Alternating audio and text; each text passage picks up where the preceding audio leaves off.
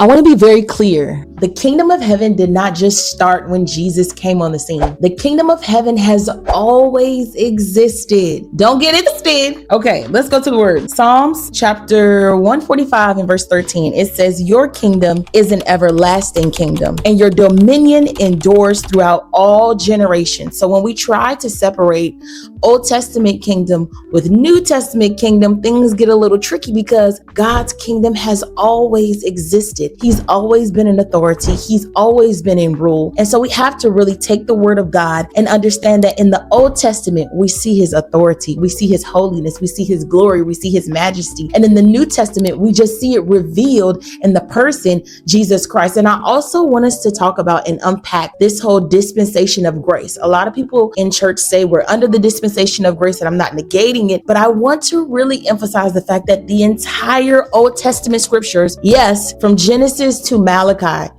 all we see in the word of God is his grace and his mercy and his loving kindness. We didn't just experience and enter into this state of grace in the New Testament. I can give you an example. When Adam ate of the fruit in the garden, he could have been done.